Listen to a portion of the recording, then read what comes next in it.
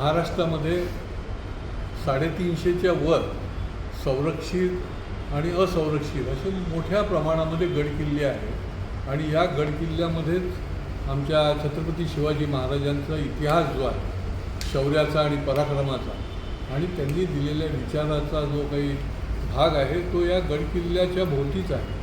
हे गडकिल्ले राहिले पाहिजे, टिकले पाहिजे, गडकिल्ल्यावर तरुणाई गेली पाहिजे, लोक देखील जाऊन त्याचा इतिहास जो आहे तो बघितला पाहिजे.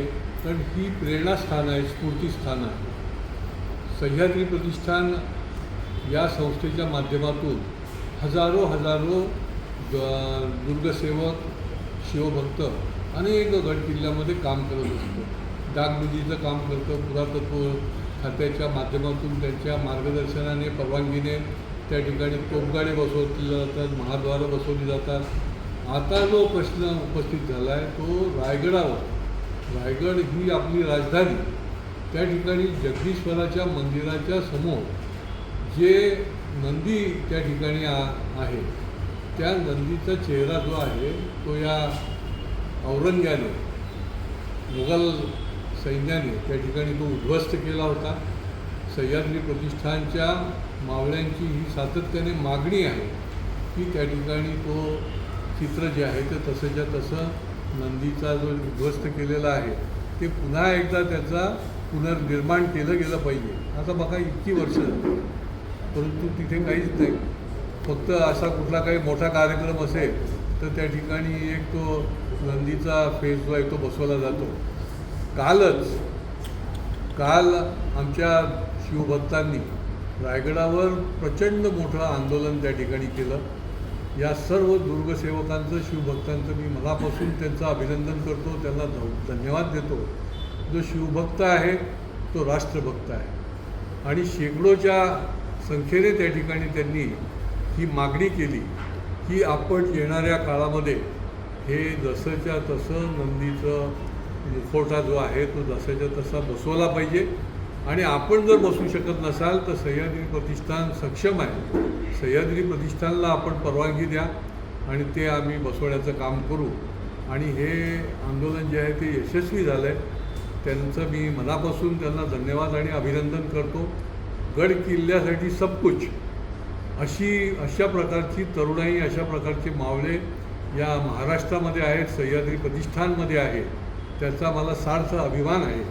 आणि पुढच्या काळामध्ये ही जी मागणी आहे ती पूर्ण केल्याशिवाय आम्ही स्वस्थ बसणार नाही, हे देखील या निमित्ताने आमच्या सह्याद्री प्रतिष्ठानने सांगितलेलं आहे आणि त्याच्याकरता देखील आम्ही निश्चित रूपाने कटिबद्ध राहणार आहोत. जय शिवराय. आणि या आंदोलनाचं तीव्रता लक्षात घेऊन पुरातत्व जे सेंट्रल पुरातत्व खातं आहे, कारण रायगड हा सेंट्रल पुरातत्व खात्याच्या अंतर्गत येतो, तर ते अधिकारी त्या ठिकाणी गेले आणि त्यांनी या संबंधामधलं आश्वासन पूर्णपणे दिलेलं आहे की येणाऱ्या 4 महिन्यामध्ये हे काम जे आहे ते पूर्ण केलं जाईल. आणि त्याच्यामुळे हा गडकिल्ले प्रेमींचं, गडप्रेमींचा, शिवभक्तांचा, दुर्गसेवकांचा हा फार मोठा निश्चितपणाने हा यशस्वी असा लढा जो आहे त्याचा तो विजय आहे आणि पुढच्या काळामध्ये त्याचा पाठपुरावा देखील केला जाणार. ज्ञान, मुझे हेल्थ केयर फील्ड में करियर बनाना है, कोई स्ट्रॉन्ग ऑप्शन है? बिल्कुल है। अभिनव इंस्टीट्यूट का BPTH बैचलर ऑफ फिजियोथेरेपी। आजकल फिजियोथेरेपिस्ट की डिमांड बहुत हाई है। कोर्स रिकॉग्नाइज है ना? ऑफ कोर्स, ये इंडिया की लार्जेस्ट मेडिकल यूनिवर्सिटी से एफिलिएटेड है, मतलब स्ट्रॉन्ग एकेडमिक वैल्यू। और करियर अपॉर्चुनिटीज कैसे रहेंगे? बहुत amazing. Hospitals, sports clinics, rehab centres और इवन इंटरनेशनल अपॉर्चुनिटीज भी। और सबसे इम्पोर्टेंट, प्लेसमेंट सपोर्ट मिलेगा? बिल्कुल। एक्सपीरियंस्ड फैकल्टीज और प्लेसमेंट गाइडेंस के साथ स्ट्रॉन्ग करियर सपोर्ट मिलता है। Sounds perfect. मैं आज ही अभिनव इंस्टीट्यूट के BPTH कोर्स के लिए अप्लाई करूंगी। तो वेट किस बात का? BPTH एडमिशंस ओपन है, लिमिटेड सीट्स। अभी अप्लाई करो अभिनव इंस्टीट्यूट में।